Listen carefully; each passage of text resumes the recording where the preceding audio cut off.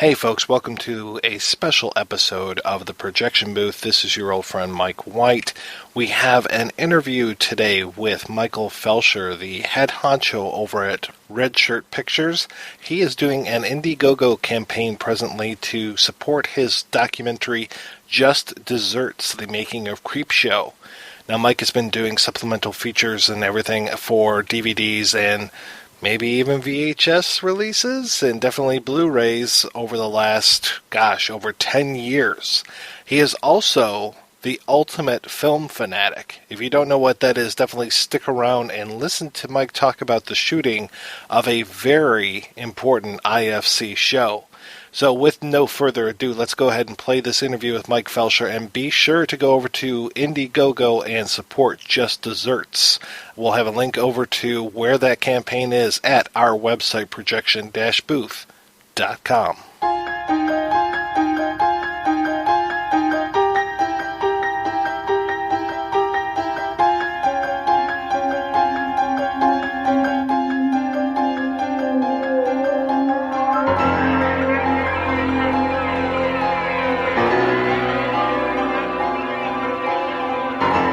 So I see that you were born in California, but yet you're in Michigan. How long have you been in the state? I moved to Michigan in July of 2000. I was born in Los Angeles, actually just outside of Los Angeles in La Mirada, California.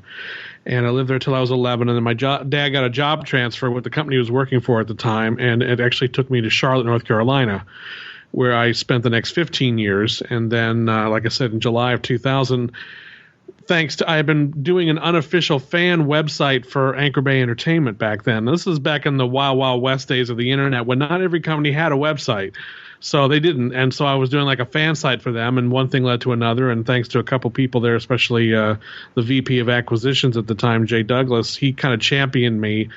And they ended up offering me a full-time position to come up to Troy, Michigan to work there. And I was like, see you later, Charlotte. And I've been here ever since. So how did you get involved doing the special features for them? My position at the company, originally I was brought on as the webmaster, but that quickly evolved and it was sort of a natural progression. I became sort of a utility infielder. I did a lot of different things. I wrote liner notes. I helped out, I helped acquire assets for artwork and stuff. I was part of the team that would look at the sleeves going around and QC them, and I helped with acquisitions in terms of doing research, finding out who owned materials, where materials were. Marketing, I ended up helping out in marketing, even marketing manager at a couple titles like Day of the Dead. And I mean, it was funny. And so my job had a lot of different responsibilities, so much so that they ended up changing my title to Film Information Manager, which really didn't mean anything. But it was better than just calling me a webmaster. But as far as the extra features and stuff, that was all handled by a couple different teams out in Los Angeles. Bill Lustig, when he was producing all the stuff for us, he had people like David Gregory doing all that. And then Perry Martin took over once Bill left to go do Blue Underground. And then Perry did all that, all the amazing stuff out there. I did a little short featurette kind of on my own with Linnea Quigley for the first release of Night of the Demons. And because she was going to be at a convention in Cleveland, I figured the only way I'm going to be able to prove to anybody that I can do this is just to go do it. And I had learned Premiere on my own, and because I had done a lot of short film work back in high school, and I wanted to kind of import that stuff and kind of play with it.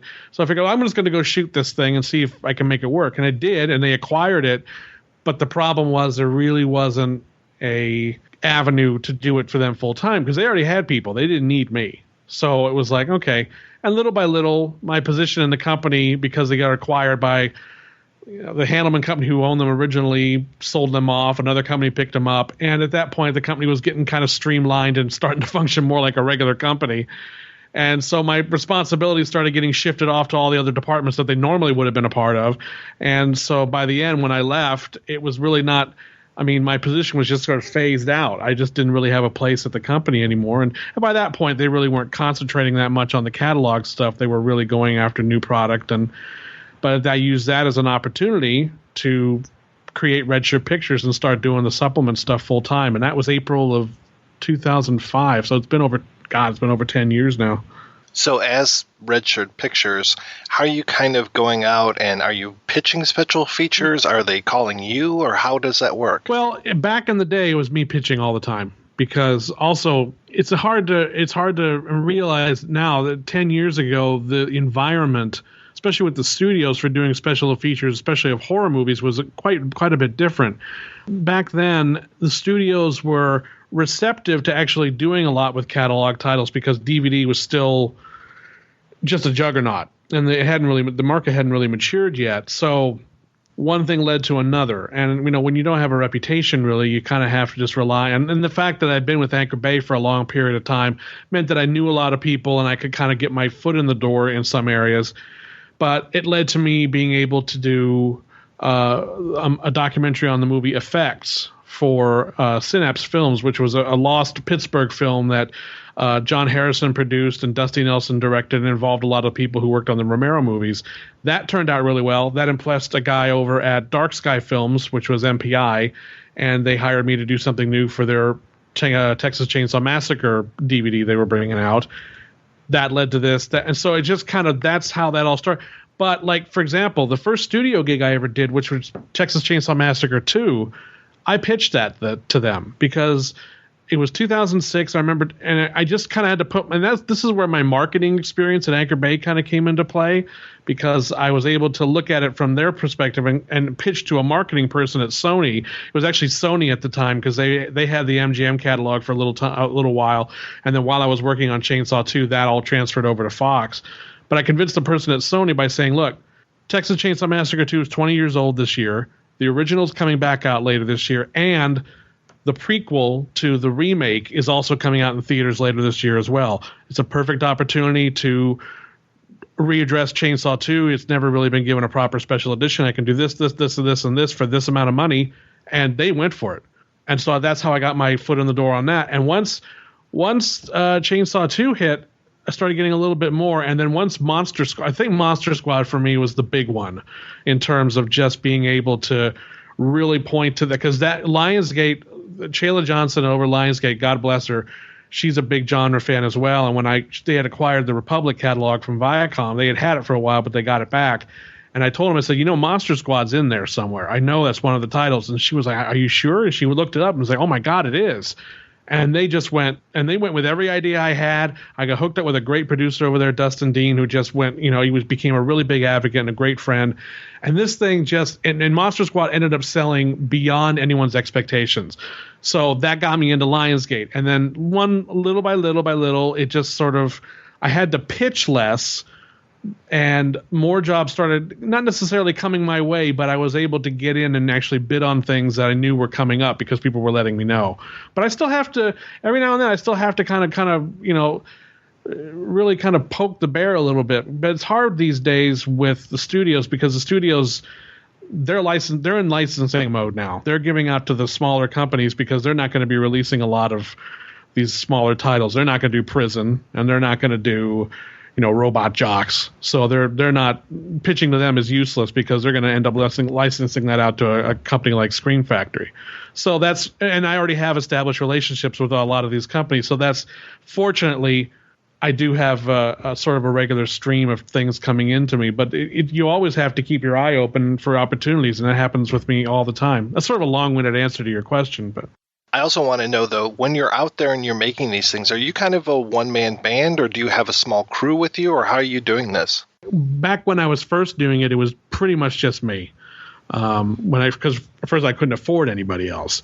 And also I wanted to learn as much about doing the stuff as possible. But it was interesting. I ended up shooting Chainsaw Massacre 1, the Flesh Wounds documentary I did, and Chainsaw 2 pretty much at the same time. There was a pretty significant overlap between both of those, because I was already working on Chainsaw 1 when Chainsaw 2 happened, which ended up being fortuitous because it brought me to Austin and I was able to get a lot of stuff done for both at the same time. But I realized that me running around with my camera was fine for certain things. But if I was going to step up my game and do something for the studios and have a really, at the time, was a really nice budget, I couldn't just be the one-man band with a couple of clamp lights. So I had to start hiring out other people to do really professional work. And little by little, that led me into meeting these people and these people and these people and that people. So what, the deal is now is I live in Michigan. So most of the work, I would say about 80% of the work I do takes place in Los Angeles. And I grew up in Los Angeles. I've gone out to Los Angeles many times, but it's expensive for me to go out there. And the budgets these days are extremely small compared to what they were even 10 years ago. So you're really kind of trying to get it done in terms of quantity by having a lot of projects at once. So I have people out there like Jim Coons and Andrew Cash and Rob Galuzzo and all these wonderful people who can go out there and coordinate and shoot all this stuff, and they know what I like, and I write the questions for them and set the specs and for everything that they need to do, and I can get it done for a fraction of the cost. But instead of me flying out there and supervising it, because every trip that I would take out there is one that's a couple grand out of my budget that I could spend to get a couple of people I really would want in the piece. So it's nowadays I'm more of like it feels like I'm kind of like a ringmaster, because I've worked with other producers my whole life too, like Anya Liked. I worked with her for a number of years, and she would call and coordinate people. And I'm working with Heather Buckley right now, and she's doing tons of stuff for me. So it's really, and with all the different things that are going on, it would be impossible for me to do it once. So I have people all over the country. I have people in New York like Eddie Samuelson and Christian Mortensen. I have people in, we've filmed in practically every state and country. So it's at this point, I have a wonderful network of people that I can reach out to that makes my job easier and also makes my job better. Because it's not about me being just sitting here behind a computer letting everybody else do the work. There's just no practical way for me to go out and do it all. And like I said, I could go out there to if I wanted to go out to LA for every single interview I ever wanted to film, I'd be out there every other week, and I don't have the money or the time to do that, and it would end up compromising the project because I don't have that many funds to just kind of charge off on travel. But one thing I have started doing is I film a lot of the interviews here in the Midwest area. If there's something in Toronto, I'll go up and shoot. Although I have used other people. One of my longtime cinematographers still lives up in Toronto that I shot on the Romero movies with. But I go to like Chicago. I'll go to anywhere that's within 5 or 6 hours of here, which is like about 10 major cities. I'll go and film myself because I know how to do that now. I'm much better at it, and it saves me money. And also I can meet the people and have more of an interactive experience. So if I answered that question 10 years ago, it would have been done about 5 minutes ago. But now it's like a network of things. Red Shirt Pictures it's like a spider web that kind of crisscrosses the country a few times. So it's 2015, and you're working on an IndieGoGo campaign for Just Desserts, which was the Making of Creepshow. Mm-hmm. That was made in 2007. How did that one come about for you? First of all, Creepshow was the first horror movie I ever saw. So that was a huge, big thing for me. I saw it back in 82 or 83, whenever it first came out on video. And my dad showed it to me, and he did something very wonderful. He said, "This is fun. It's not real. You can get scared, but don't worry. It's not. None of this is real." He set the groundwork for me very early on when I was a kid. It's just like, have fun, get scared, but don't take any of this stuff too seriously. It's just a movie. And I never had nightmares as a result of anything like that. I mean, I was able to get into the spirit of it without being, going out and shooting up somebody because I saw a horror movie or so they say that happens. But anyway, Creepshow just sparked my love for horror movies, and that led to Dawn of the Dead, which led to a lot of other, especially George Romero stuff. And so getting to meet and work with George at Anchor Bay a little bit, because we did several of his movies there, was a really big deal for me. And he was such a warm and ingratiating guy, and we actually became kind of friends. And then I ended up going up and supervising the behind-the-scenes shooting on his last two films, Diary of the Dead and Survival of the Dead, which, those were just... Survival of the Dead, I did a documentary about the making of Survival of the Dead, and it wasn't the easiest shoot, but it's like, still, I'm on the set of a George Romero zombie movie. What do I care? And Diary of the Dead, every day I was just like, I had this big stupid smile on my face the whole time because it was just like, I can't believe I'm here doing this. And during the course of Diary of the Dead, I mentioned to George, I said, they've never done, they've done Day of the Dead, they've done Dawn of the Dead, of course Night of the Living Dead's been talked about to death, but Warner Brothers doesn't want to do anything with Creepshow. They've just had a bare bones release of it out there at all times, and they just don't seem interested. And I said, 2007 is going to be the 25th anniversary of it. And I said, well, why don't we do something about it, or try to do, would you be on board if I got Warner Brothers to participate? Would you be on board for doing something for Creepshow? He said, absolutely, that's one of my favorites. So it's like, okay. So I put a proposal together. I put this big, really colorful. It was actually one of my favorite proposals I ever did because I made it look like a comic book, like an EC comic book, where I just said, here's what we can do for Creepshow and blah, blah, blah. And I got the name of someone over at Warner Brothers to get in front of. And to their credit, they actually did read it and respond to me. And they said, basically, no, really don't think this is anything we want to do right now. And Warner Brothers, I mean, nothing against them. I've never worked with them, so I can't say, but they're kind of a closed shop. They do all their stuff kind of in-house. So even if they were going to do something, they probably wouldn't have used me anyway. But Creepshow is just not a title that they've ever really focused on. And it's not, it would be easy to say, how bad studio, how could they not care? Well, they're doing Harry Potter. They're doing 110 other things. And Creepshow, they know, is going to do a certain amount of money, whether it has a special edition or not, and they're fine with that because they got bigger fish to fry. So I get it, especially having worked at a Anchor Bay and seeing how things work with how other studios treat their product and how we would have to just distinguish between what we focused on and what we didn't focus on. So I got it, but I was disappointed because I felt like we were going to get so much stuff, and then I kind of had to let it drop. But what ended up happening was right around the same time. Universal in the UK was getting ready to release Creepshow on DVD, and the reason they had it was because Warner Brothers only had it for the North America.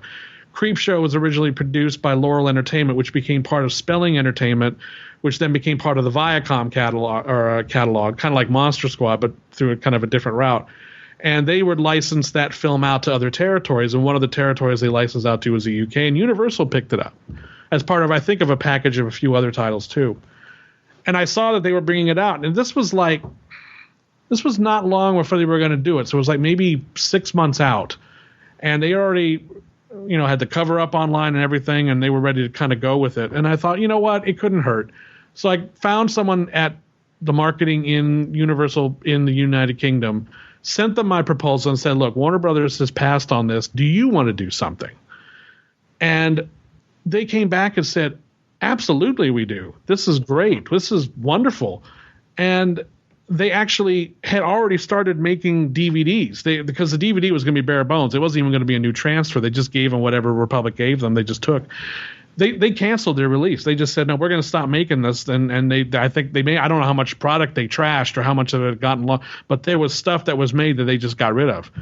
And I went, oh man. And the problem was going to be very quick to get it done. Not relatively quick. I mean, I had about 4 or 5 months, but considering how much I had to do, that really wasn't very much time. And also, the budget was going to be extremely small because it's just for the UK market. They can't do anything with it outside of that because they don't own the rights. I mean, they only licensed the rights for the UK. And once that was going to be done some years down the line, they wouldn't have any use for the documentary anymore. So we went back and forth on it, and I told him, I said, look, if you can get the budget to this point, I can make it work, but let's just make it, you own it for the UK, because that's the market you own anyway. I control the documentary for the other. And that's not something you can do very often, certainly not now. You try to do that now, the studio just won't even talk to you. They're like, no, we have to own the world because we don't want to have any problems here or problems there with that. No, we just want to own the world and sell it out to us outright. But back then, their attitude was kind of like, well, yeah, because we're never going to own this in any other territory anyway, so what do we care? So they kind of, the exchange was, can't give you very much to do anything with it, but you can own it. And I think something in the contract was if Warner Brothers changed their mind suddenly that they couldn't have it for like a year or something. Like I forget what the language was. But basically the language is that they own it for the UK, I can control it everywhere else, but I couldn't do anything with it for like a period of a year. They had to let their release from the time their release came out or something to that effect. I forget the language. It's been so long I haven't bothered to go back and look. So that I felt that was cool. So that gave me an opportunity to exploit it again later on if the need came up, and went and shot the doc. And I went to Pittsburgh and got George. I mean, George at the time actually had already relocated to Toronto, but I went up to Toronto, went to Pittsburgh and shot a whole bunch of stuff there. And couple people. I mean, we ended up going out to. I ended up going out to L.A. Actually, myself went out to L.A. and recorded Adrienne Barbeau and Chris Rowe, a talent manager who was repping George at the time, and he still does actually. He managed to get an interview set up with Ed Harris because I was also going to bank some stuff for possibly doing a Knight Riders doc too. So I had talked to him about both of those at the same time, and we got an amazing amount of people. The only person I didn't get was Stephen King. That was sort of that hurt, but I kind of knew going in I wasn't because he's really cut back on the amount of interviews he does, and and George even tried to get him. George sent him an email saying, please do this, but nothing ever came of it. But the way the documentary ended up getting structured, it's like he's part of it, because we had behind the scenes footage of him, people talk about him to death. So that was a big thing. But there was, I don't know how many people I ended up having in the doc. I think like 11, 12, something like that. And it ended up being, I think, 80 minutes long, something to that effect. And it turned out really, really good. I was really proud of it. I mean, it almost broke me in post-production, because I was editing almost 24 hours straight for like 4 days.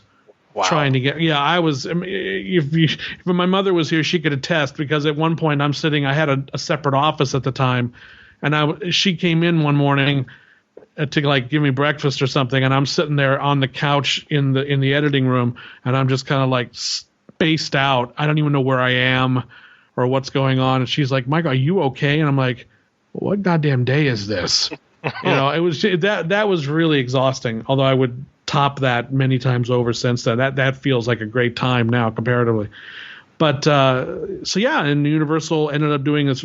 They ended up hiring a friend of mine to do the artwork for it, and we did this really great 2-disc set, and it was a pretty good success from what I understand. A lot of people really liked it, but it kind of came and went. And I always thought about releasing it here, but the thing was, it's like, well, is Warner Brothers going to get pissed off? This was before like Never Sleep Again had come out and Crystal Lake Memories, and people were kind of doing their own docs about major horror franchises on their own, and not so much with worrying about what the studio had to say, because it's tricky. You have to get fair use and all that, and you have to make sure your footage is used a certain way, because it could be a problem. But so I just got busy. I just got really busy with a lot of stuff, and it just sort of sat on the back burner for a long time. And then a couple of years ago, Second Sight in the UK sub-licensed Creepshow from Universal, and they asked for the documentary, and I gave them, because I shot the documentary in HD. Mm-hmm. This is 2006 or 7 when I did it, actually between 2006 and 2007. So shooting in HD was not the norm back then, but I was shooting in HD back then. I was just posting in standard def. So I had all the footage in HD. So what little money Second Sight was able to give me, because now the budgets are even smaller than the smallest budgets were back then, I used that to go back in and essentially recut the whole documentary shot for shot, exactly matching it, but putting it in HD, redoing the graphics in HD and just doing it. And so now I have a perfectly great HD master of it. I'm thinking, okay, well, that's nice to have. And then that kind of got me thinking about, well, maybe I should just go ahead and do it, because by this time, Andrew Cash and Dan Ferens have done just amazing work with Never Sleep Again and the Crystal Lake Memories documentaries. They've come out, have done very well. And so I thought, it's done. It's ready to go. Why don't I go ahead and put it out? And I mean, it makes perfect sense to go ahead and do this now, because the documentary is not getting any younger. And it's a good piece. It's something that no one, and I mean, aside, unless you have a region-free player and you've imported it, you've not seen it in this country. And I just felt like now's the time to go ahead and do it, because otherwise, another year is going to pass by. But the problem is, of course, authoring a Blu-ray and there's expenses in that. And so that's why I've got the IndieGoGo campaign. It's not really to make the documentary. It's essentially a glorified pre-order is basically what it is. So if you submit $25 to the campaign, you're essentially pre-ordering the disc when it finally comes out. Now, I'm hoping that to be by the end of the year. Could be closer to the first quarter of next year at this point, but that's mostly because of some of the extras that we're planning for it. What are some of those extras? Well, I can tell you about some of them. I can't tell you about all of them. But there's going to be a pretty nice array of stuff on there. I'm going to, of course, do an audio commentary for it, because there are a lot of interesting stories about the making of it and how it came together. Some of the stuff I've even told you here. I also have some audio interviews that I did that are some people who were not in the documentary. And because it was one thing I debated about. Do I go back in and add new interviews to the documentary? Do I spruce it up? Do I add new graph? Do I do a... And I eventually decided against it, because I thought, no, it's what it is. That's the thing I shot and I did in 2007. I'm very proud of it, and I don't want to change it. And it would feel weird to go back now, and because I'm not the same don't do things the same as I did back then. So it would be weird for me to go back and shoot new interviews now to try to fit in with that. It's like, no, let that thing be itself, and I'll just add stuff to the disc. So there's going to be some interviews, sort of a separate audio commentary track that have like audio interviews with people that actually some of that was on the second sight disc, with some of the people like Daryl Ferrucci, who assisted Tom Savini, John Apples, who played Nathan Grantham in Father's Day. So there's going to be some audio interviews there. There's going to be an interview with Mike Gornick that's going to be on there as well, because he wasn't available at the time I did the documentary. There's going to be extended interview clips with probably about 5 or 6 of the people that I interviewed, because there was stuff that had to get left out. One of them is like Bernie Wrightson, because he goes into some pretty nice detail about EC Comics and what his experience was with it, and none of that could really make the documentary, so there'll be that on there. And also, I'm going to have to talk to Tom about this, but I want to include some of his behind-the-scenes footage, because we used it on the disc, but I want to double-check and make sure it's cool before using it on this. But I'm sure hopefully we can work something out. And so there'll be that stuff, and then there's going to be we're going to be shooting it at the end of it's like the third week of September. We're going to shoot Horror's Hallowed Grounds with Sean Clark. We're going to go to Pittsburgh and shoot locations for Creepshow, because that'll never happen otherwise either. So why not do it for this documentary? And then there's some archival stuff, some old news program footage from Creepshow that I'm going to get. And so it's going to be a lot of just like really like I can't use like the theatrical trailer. I guess I doubt that Warner Brothers would care, but why poke the bear? And then there's deleted footage, but it's like, well, that I don't own that. So that's where you gotta be careful. You gotta make sure that you don't step over the line and start marketing stuff you don't really own. And that's the fight with doing a documentary in fair use. It's like, okay, you can use the clips, but you can only use them for so long, and they have to be within the context of what the people are talking about, and you have to clear the music and all that. So fortunately, I had done all that legwork pretty much already with this documentary, because I was, at the time I did it, I didn't want to piss off Warner Brothers in any way, so I edited it in such a way that I relied mostly on a lot of behind-the-scenes photos I had and a lot of behind-the-scenes footage I had, and it just kind of quick portions of clips. So there's really not, fortunately, it doesn't look like I'm going to have any problem in that area. So how's the campaign going for you? It's kind of stalled out at the moment, mostly because the last couple of weeks I've just been in post-production hell on 4 major projects, and I haven't had a chance to really goose it up yet and get some more announcements out about the special features that are going to be on it. And there's going to be one big announcement, one special feature that's going to be on it that I'm going to announce probably in about 2 or 3 weeks.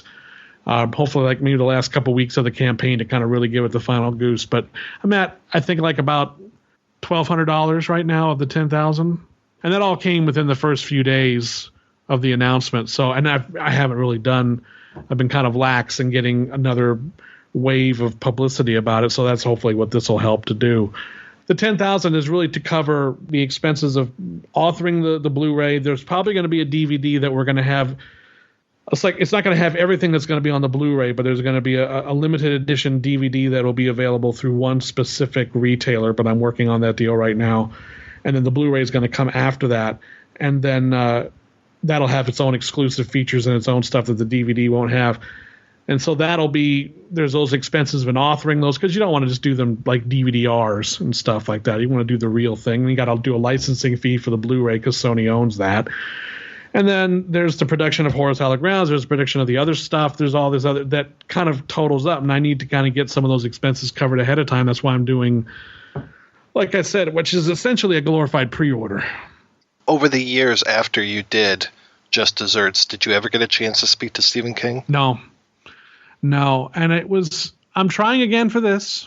I'm trying again to see if there's maybe some chance of him doing something. I'm not holding out any hope. I don't want to speak for him and say why he's not doing it. I don't know why. I'm not sure if it's something that was so long ago he doesn't want to talk about it. I mean, from all intents and from everything I've heard from everybody else, it was a good experience for him. He had a lot of fun. So I don't know if that's it or if he's just not really up for doing a lot of interviews. Because if you think about it, unless he's promoting a book, he's not really out there that much. I mean, he'll do lectures and stuff and stuff with universities and, and associated with charities and stuff. But he's not on a lot of the DVDs of his movies either, even the ones he helped write or produce. So, it's not like he's singling me out for not doing anything. But I'm hoping that we'll get something. We'll get something with him. But again, that's kind of pie in the sky for me right now. So so if nothing ends up with Stephen King on there, if you're listening, I tried.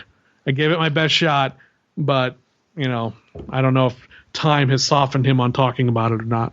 You've been doing this for over 10 years now. What have been, I know Just Desserts is up there, but what have been some of your other favorites that you've done? God, there's so many. I've been lucky. I've been really lucky in terms of the projects I've worked on, that they've all been interesting in one way or another and all been really fascinating and great. Certain ones they were certain landmarks. Night of the Demons because it was my first, effects because it was my first long form documentary, Chainsaw Massacre because I was working on Chainsaw Massacre, and Chainsaw 2 was my first studio project, Monster Squad because it changed the course of my career really, and also it was a Monster Squad. I was trying to help acquire that movie for Anchor Bay for years, and the rights were so complicated on that no one could ever really get a hold of it, and it finally got sorted out. Creepshow is obviously one. Another great one was Savage Streets, because I got to meet Danny Steinman, the director, and he had been something of a mythic figure because he had disappeared. He did The Unseen, which he had his name taken off of. He did Savage Streets and then Friday the 13th Part 5, which is still my favorite Friday the 13th. And then he disappeared. No one knew what happened to him. And a couple people helped track him down, and I called him up, and he said he would do the commentary. I actually went out to his place. He was living in Dover, Delaware at the time, and I recorded a commentary with my friend Scooter McRae. We went out to his apartment. I met him. It's the first time, and he had no idea that anyone gave a crap about his work. And it was just amazing to meet this guy that I've always wondered about for like 20 years. Like, who is this guy? Who was this? I mean, he did a porno film back when he first started out called High Rise, and you would think, oh my God, the guy did Savage Streets and Friday 5 did a porno. It must be the sleaziest thing ever. No, it's actually the sweetest, most optimistic, nicest porn you've ever seen in your life.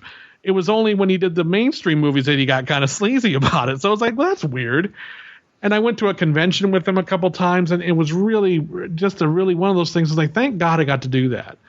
Pumpkinhead was another one that was a big deal because that was the first time I worked with Anya Light, who was my regular producer for years, and we were doing that right when Stan Winston died, and we didn't know, no one, and we weren't able to get a hold of him. And it was like, oh man, what's going on? So to be able to do that and have it be a tribute to his legacy on that film was really important. God, Faces of Death, that was another one that surprised me. I never liked Faces of Death. It was one of those things you see as a dare as a kid, like, oh, Faces of Death. But I did the commentary with the real director of it, who still won't use his real name. But I learned so much about the making of it after the commentary was over. It's like, I actually admire this thing now. It's like, wow, there was a lot of skill that went into making this. I mean, I may not enjoy watching it, but you got to admire the craft. Night of the Creeps was a huge, huge thing. Because that was the last thing I ever did for Sony, and I managed to convince them to do it. And getting to work with Fred Decker again, like I did on Monster Squad, was just wonderful. And getting to do, working with Tom Atkins again. I worked with Tom Atkins several times, and actually Tom Savini, I work with him. I've known Tom. Tom and I are actually really good friends now, and I'm not bragging. I'm just saying that because he and I have done interviews like 2 or 3 times a year for the last 10 years. Because there's always something he worked on that I need to go film. I just had him in my house here like 4 months ago to do Bloodsucking Pharaohs in Pittsburgh for the UK. Because it's like, I just call him and say, Tom, you're going to be in town? Great. Come by. There's something. It's like, so it's like, it's amazing how you end up making friends with people because you're into regular orbit with them. So, I mean, those have always been special. I'm trying to think of God, there's so many. I mean, it's just like the 2 Romero films, shooting on those. The Evil Dead 2, that was a big, big project. And that, Halloween 3. The ones I tend to remember, the ones where like Halloween 3, that movie's been dissed and disrespected for so many years, and only now are people kind of coming around to the fact this is actually a really interesting, unique movie. And so to be able to document sort of its rebirth, sort of its reappreciation was really important. That was just fantastic. And then trying to think what else, like on The Howling, I didn't do a whole lot on The Howling, but I did a commentary with the author Gary Brandner. And we didn't really talk about the movie that much because he really wasn't involved in the movie at all, but we just did sort of a long form talk about his whole career. And then he passed away like 3 months later. And so it ended up being like, oh my God, I'm so glad I had the opportunity to do that. I did a commentary with producer Sean Cunningham on the horror show on Friday the 13th at a convention in Kentucky. I was just like, well, that's weird. And like Day of the Dead. And I got to work on, Invaders from Mars. I did a commentary with Toby Hooper, The Dark Half, the producer's cut of Halloween 6, Curtains. That was another big one. It's like, where has this movie been all this time? And Don May at Synapse fought hard and long to get it, and he managed to, resuscitate it from the negatives and everything. So I could go on and on and on, and there's so many. I mean, they all have been so rewarding in their own way. Those are the ones that kind of just spring to mind. I'm sure I'm forgetting about 10 or 12 others. Yeah, your filmography is crazy. There are so many titles on there. I was just looking on my website, and it's interesting. Like 2011, I had like 11 projects, and then 2012, I had about the same amount, but they were bigger in scope. They were much larger projects. And then 2013, I have 30. So what the hell happened in 2013? And then I go back down to a regular size on 2014. That this year is going to be even bigger than probably 2013. I mean, there's just so many little ones, and then there's some big. I mean, it's just ridiculous.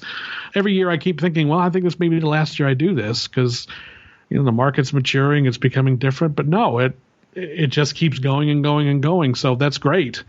And it's brought me into contact with a lot of amazing people over the years. I mean, it's amazing how few negative experiences I've really had in terms of the cast and the crews of these things. I mean, there's a few, but nothing compared to the amount of wonderful people that I've gotten to work with. Well, it sounds like the death of physical media has been greatly exaggerated. Yeah, I mean, I see an article about that every year. And I think it's the same article. They just put a new date on it.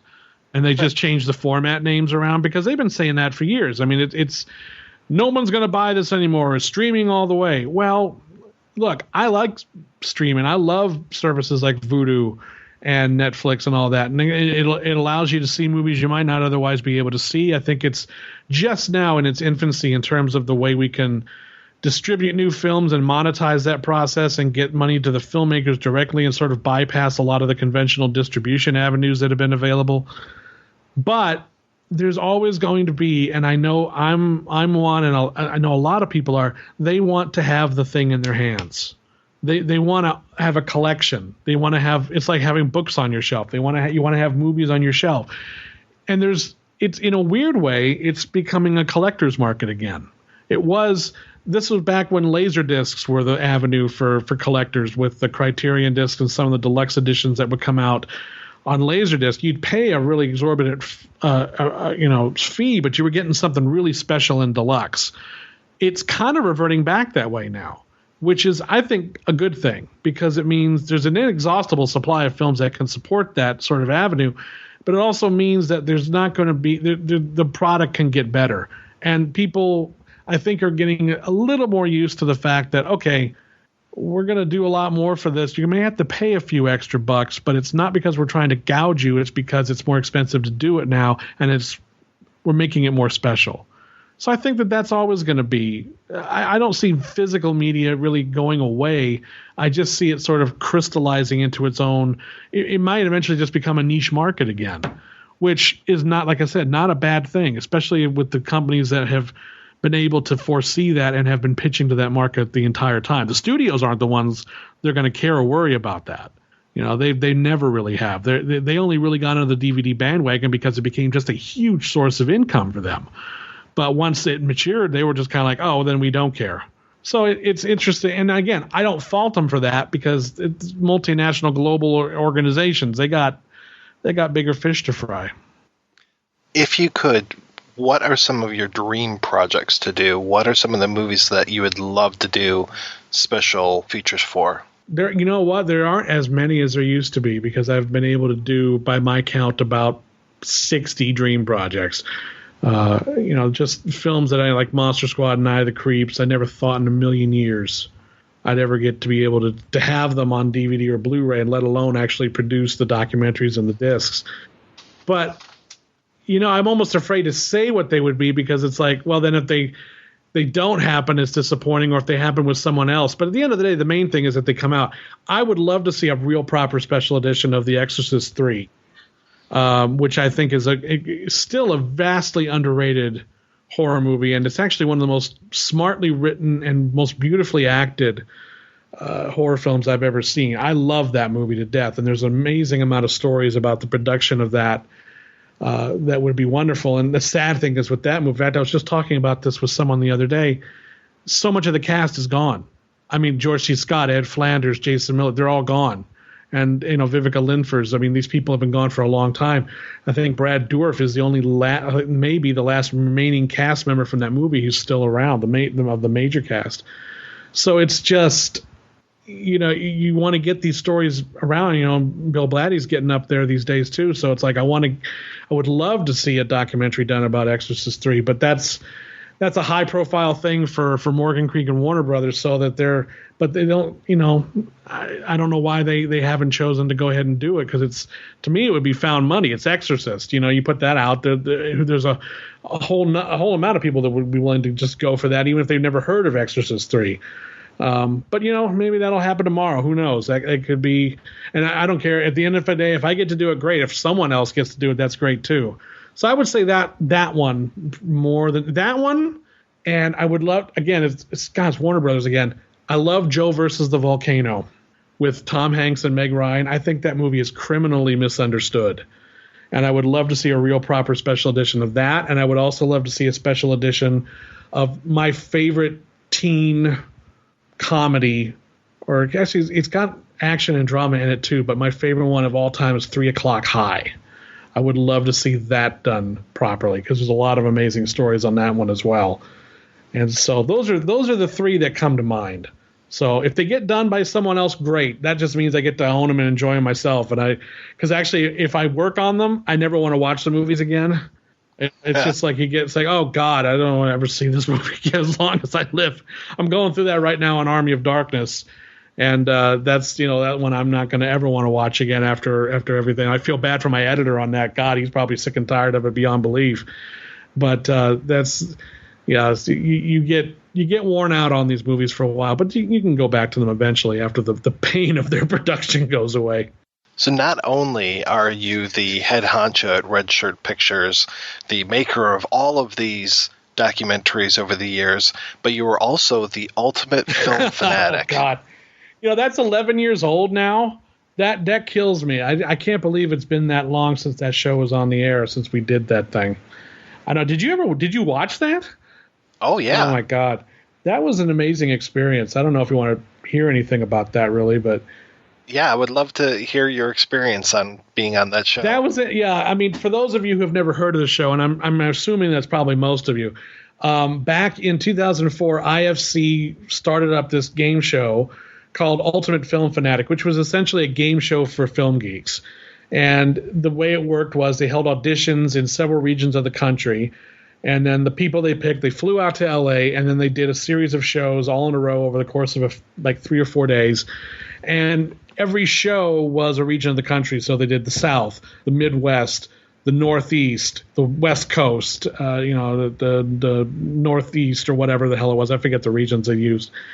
And all those people on those representing those regions would compete together till there was one person, and then the winner from all those various regions would appear on a finale, and then one person would be selected as the ultimate film fanatic. And the basic format was a trivia first round. You answer trivia questions, they whittle it down. Second round was a film debate where you would put two of you together and you'd have to debate, I think the greatest movie of all time is this. No, I think the greatest movie of all time is this. And then a panel of 3 judges would judge whether or not you won or lost the debate. And then 2 people from that process would go on to the final round, which was the film. I forget what they called it. It was like you brought your geekiest items that you owned with you, and you told the stories about how you got them or what they mean to you or the uniqueness of them. And then those same 3 judges would judge which of you had the cooler item. And then the winner of that was the winner of that particular show. And it was an interesting process because I went out and I auditioned here. I got picked, flown out to LA, and I'd never been on a game show before or done anything like that before in my life. It's amazing. I mean, this was small scale. It was a small studio, small audience. They put you out there, and I'll never make fun of anyone again who blows it on an easy answer in a game show, because when you get those lights thrown on you and the cameras are rolling and the audience is cheering and the host is there with the thing, and you don't remember your fucking name. You don't remember who you are, how you got there, what the hell's going on. And then they're throwing questions at you. It's like everything's running in very slow motion. And so even like softball questions become the hardest things you ever had to answer in your life. I remember one question they asked me was, name the famous action star actor who died tragically while making The Crow. Now, everyone out there who just heard that just went, Brandon Lee, give me a fucking break. Yeah, except lights, camera, audience, pressure's on. They say that to you and you're like, The Crow, I've seen that movie. Yeah, I've seen that movie. It's a bird. The crow's a bird, and the bird's in the movie, and there's a guy. And there was a guy, he had the bird there was a bird around the guy, and he died. I remember the guy died. The guy died. He was died. That was sad. I remember that was really sad. Oh, that was sad. I liked that movie. Oh, wait a minute. I got to answer the question. What was the guy's name? It was the son of the guy, Bruce Lee, Brandon Lee. And all this has to take place in like 3 seconds. So, but during those 3 seconds, you can be guaranteed I'm just like, dick, and it's just, it was that, and then the debate thing was amazing for me because I had to go up, and that was challenging for me because my debate round was, or at least one of them was, what's the best film of all time? I picked Raiders of the Lost Ark. The other guy picked Lawrence of Arabia. Now, I can't argue against Lawrence of Arabia. That is an impossible debate to win. If you argue that Lawrence of Arabia, no, it's not that great. Yeah, you've lost. So I just had to pimp out Raiders of the Lost Ark as much as I could. The other guy made, I think, the mistake of kind of bashing Raiders, and that's what made me the winner on that, because they went, you were more passionate about the film you chose rather than attacking the other guy. And then I bought like a couple of artwork pieces. I had a Book of the Dead. I had a shrink wrap copy of Dawn of the Dead that I bought at the Monroeville Mall where it was filmed. And there's just, that got me through. And then the finale came about, went through all that. And the most stressful part of that was their second round on the finale was they line up all actually it was the first round. They line up all the 7 finalists. And they give you a category, and the category is Cameron, Cameron, and Cameron. And that means you need to name a film directed by James Cameron, written by Cameron Crowe, or starring Cameron Diaz. And they just go down the line from one person to the next until someone either gets it wrong, repeats an answer, or just spaces out. That was tough because, I mean, down that round in particular – and they ended up cutting it out for the television because it went on too long, and it pissed me off because it was just exhausting.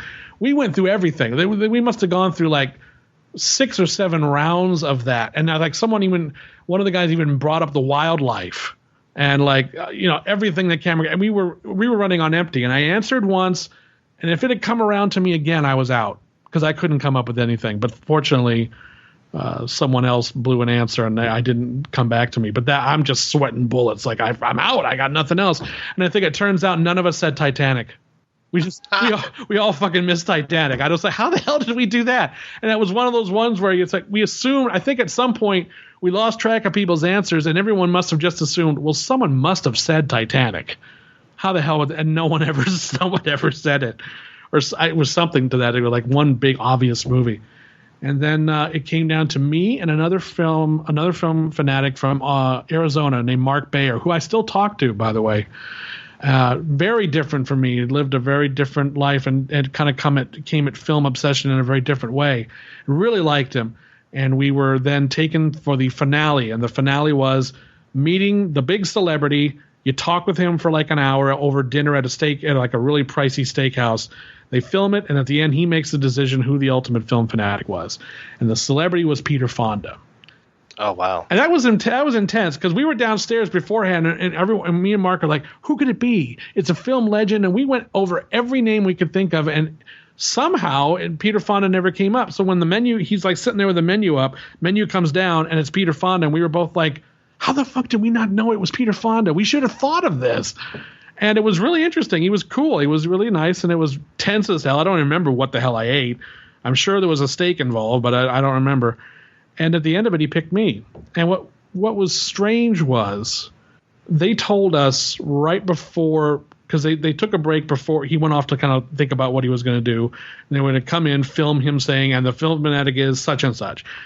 Before that, they told me and Mark, I said, whoever he picks, when he hands you the second part, that you had to attach this, you won the bottom half of the statue when you won your region, and then the top half would be awarded to whoever was the ultimate film fanatic. So he's going to hand you the top half of the statue, you put it on there, turn to this camera and give an acceptance speech. And this was done like 5 minutes before we rolled.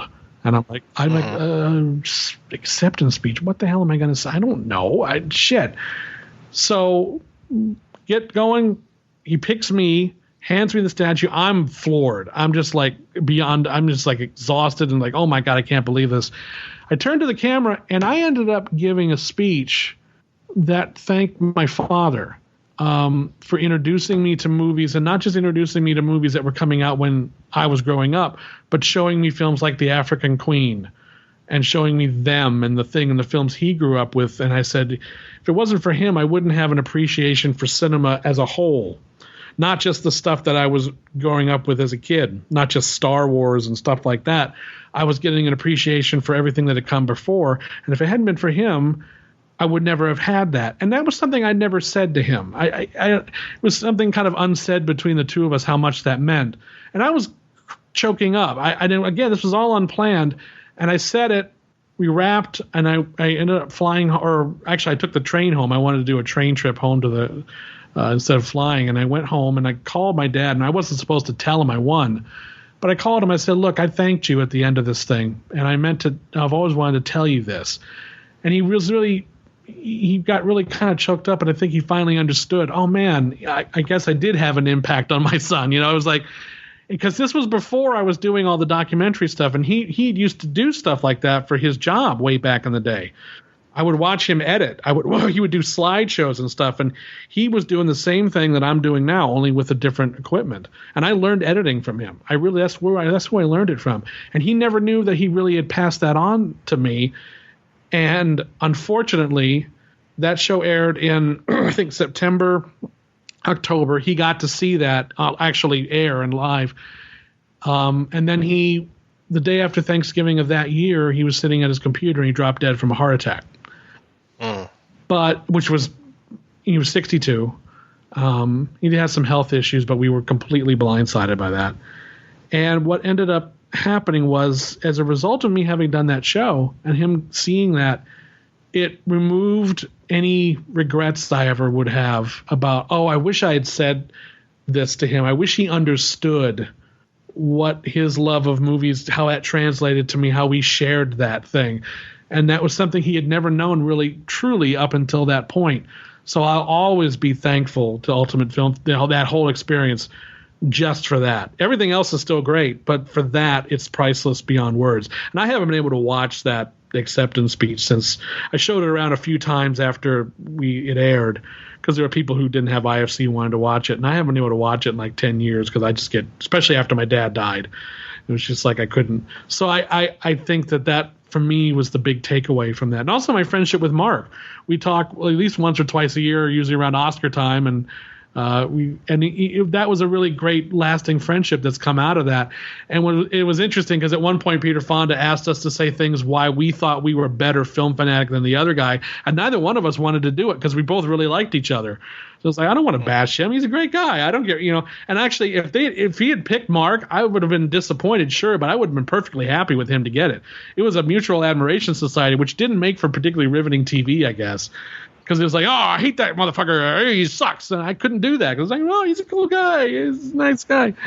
So the show did well, actually, from what I understand. IFC was very happy with it, and they did a second season of it, which I watched, and I'm so glad I was on the first season, because the second season big celebrity judge at the end was Robert Evans. And you could just tell by watching that he didn't know what he was judging.